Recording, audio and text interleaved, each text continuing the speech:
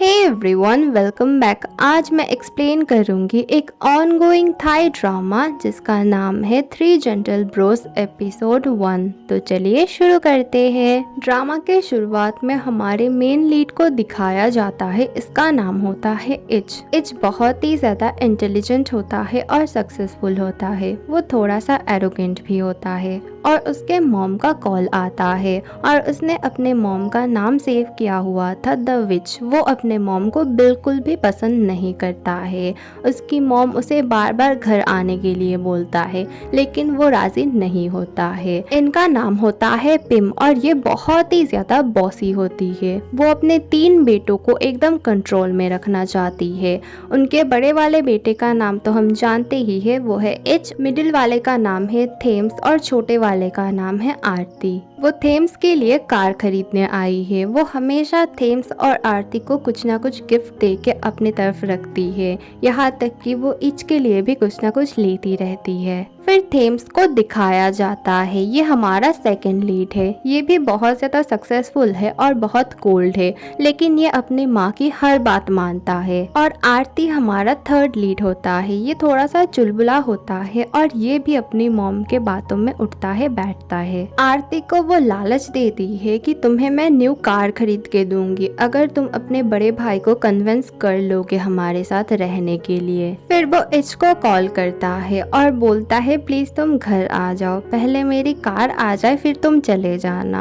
वो हंस के बोलता है वो सिर्फ तुम लोगों की मॉम है, मेरी नहीं। तीनों भाई कॉन्फ्रेंस में बात कर रहे थे। इच बार बार बोलती है वो लेडी बहुत बुरी है, वो मेरी माँ नहीं है, वो हमेशा हमें कंट्रोल में रखने की कोशिश करती है, लेकिन मैं उनके कंट्रोल में नहीं रहूंगा, तुम लोग भी उनके कंट्रोल से बाहर चले जाओ। वो दोनों उसे बार बार समझाते हैं कि माँ अच्छी है, माँ हमारे लिए सब कुछ करती है। तीनों भाइयों में बॉन्ड उतना अच्छा नहीं होता है। इसके पीछे भी एक रीजन है। उन तीनों की मॉम एक है लेकिन उनके डैड एकदम अलग अलग है। तीनों के डैड ही अलग है, इसीलिए तीनों में उतना प्यार नहीं है। इच अपने कॉन्डो आता है लेकिन उसे पता चलता है यहाँ पे प्रॉब्लम चल रही है। किसी रीजन की वजह से बैंक ने इस प्रॉपर्टी को ले लिया है, यहाँ पे वो नहीं रह सकता।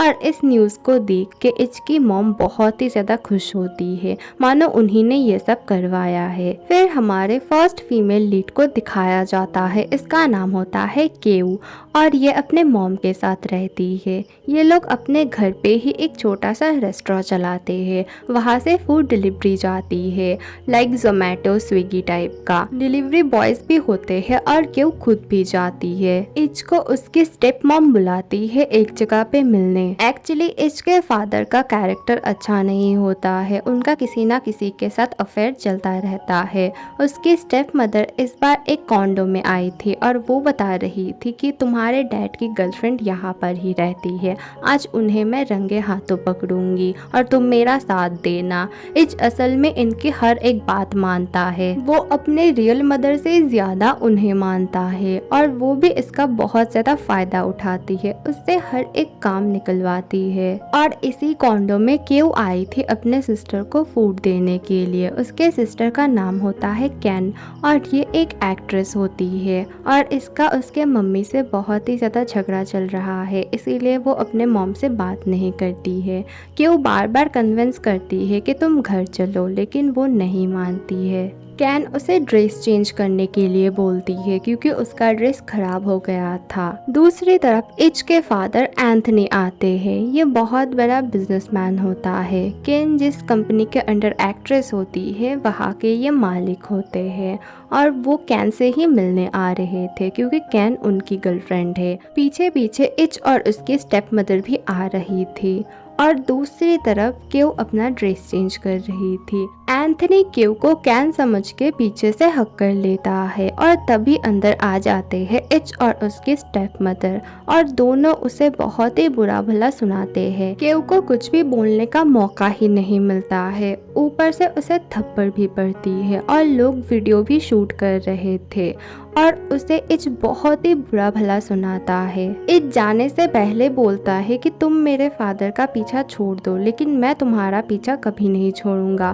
तुमने तुमने जो मिलियंस के मिलियंस मेरे पापा से पैसे लिए हैं ना, वो मैं वापस लेके रहूंगा। केव बहुत ही ज्यादा सीधी लड़की होती है और उसे समझ ही नहीं आ रहा था कि उसके साथ ये हो क्या रहा है। वो अपने सिस्टर पे बहुत गुस्सा करती है, बोलती है तुम्हें सक्सेसफुल बनना था तो अपने दम पे बनती ना, ये सब क्या है। उसकी बहन उसे पट्टी पढ़ाती है कि नहीं, मैं एंथनी से सच्ची मोहब्बत करती हूँ, इसीलिए मैंने ये सब किया। केव उसे बोलती है तुम्हें उसका पीछा छोड़ना होगा, वो कितने उम्र में तुमसे बड़े हैं और वो मैरिड भी है। फिर कैन बोलती है तुम प्लीज़ किसी को ये सब बातें मत बताना, मेरी ड्रामा रिलीज़ होने वाली है, अगर ये सब स्कैंडल सबके सामने आ गया तो वो फ्लॉप हो जाएगी, तब तक तुम प्लीज़ मेरी जगह अपने आप को रख लो। ये स्कैंडल सोशल मीडिया में वायरल हो जाता है और सब लोग क्यू को ही बुरा भला बोल रहे थे। इच बोलता है ये लड़की कितनी सुंदर है, कुछ और कर लेती लेकिन नहीं, उसे ये सब भी करना था। जो भी हो मैं इससे बदला लेके रहूंगा। और ये सब पिम भी देखती है, उसे बहुत ही ज्यादा गुस्सा आता है। वो बोलती है ये एंथनी कभी नहीं सुधरेगा। फिर पिम अपना दिमाग लड़ाती है, कुछ रिपोर्टर्स को कॉन्डो के सामने भेजती है। इच उतरते ही उससे बहुत ही ज्यादा क्वेश्चंस करने लगते हैं सब लोग और वो फिर से कार में चढ़ जाता है। पिम अपने दोनों बेटों को बुलवाती है और उन्हें डांटती है, बोलती है तुम दोनों को मैंने एक काम सौंपा था कि इच को घर बुलाओ, हम लोग साथ में रहेंगे, लेकिन तुम दोनों से वो भी नहीं हुआ, तुम लोग मेरी बात ही नहीं मानते हो।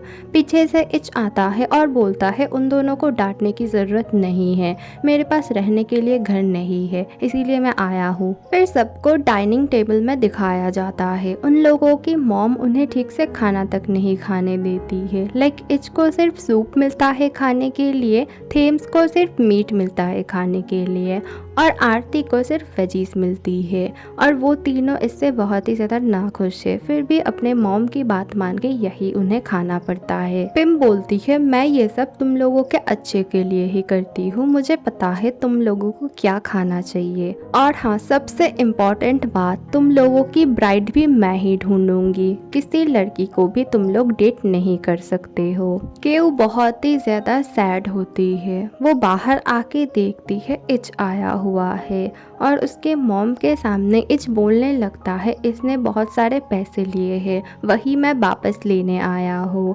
फिर केव जैसे तैसे करके इच को लेके बाहर जाती है और उसे बोलती है तुम मेरा पीछा छोड़ दो, तुम जो सोच रहे हो मैं वो नहीं हूँ, मैं तुम्हारे फादर को नहीं जानती हूँ। वो नहीं मानता है, वो उसे बहुत ही ज़्यादा उल्टा सीधा बोलता है तुम तो मेरी फादर की मिस्ट्रेस हो, है ना। केव उसे बार बार बोलती है प्लीज़ मेरे मॉम से दूर रहो। वो बोलता है नहीं, तुमने मेरी फैमिली खराब की है, मैं भी तुम्हारी फैमिली बर्बाद कर दूंगा। वो उससे बार बार बोलती है ऐसा कुछ भी नहीं है। दोनों में बहुत लड़ाई होती है। लास्टली इच बोलता है ये रेस्टोरेंट में ले लूँगा अगर तुमने सारे पैसे नहीं लौटाए तो। इच को उसके स्टेप मॉम कॉल करके बोलती है तुम्हारे फादर फिर से उस कॉन्डो में गए हैं। वो जल्दी से जाने लगता है और इधर केव को उसकी सिस्टर कॉल करके बोलती है मुझे तुमसे मिलना है, जल्दी आ जाओ। केव पहुंच जाती है, पीछे से इच जाके बोलता है ओ तो तुम यहाँ पर हो, आना ही था ना, क्योंकि मेरे फादर को जो आना है यहाँ पे। वो फिर उसे घसीटते हुए ले जाता है। उसके बाद कैन वहाँ पे आके केव को ढूंढने लगती है। दूसरी तरफ कार में बहुत ही जबरदस्ती इच केव को ले जा रहा था। केव उसे बार बार बोलती है मुझे छोड़ दो, तुम मुझे कहाँ ले जा रहे हो। इच बोलता है डोंट वरी, मैं अपने फादर के मिस्ट्रेस को टच भी नहीं करूँगा, लेकिन तुम्हें मैं सबक सिखा के रहूँगा। इसी बीच हाथापाई शुरू हो जाती है।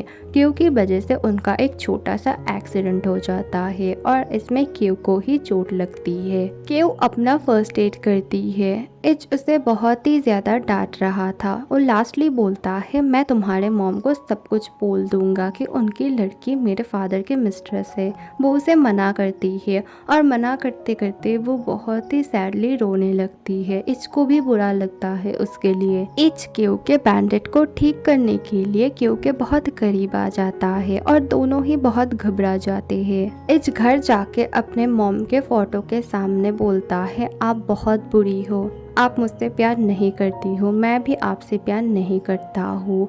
और वो बोल के वो फ़ोटो को हटा देता है।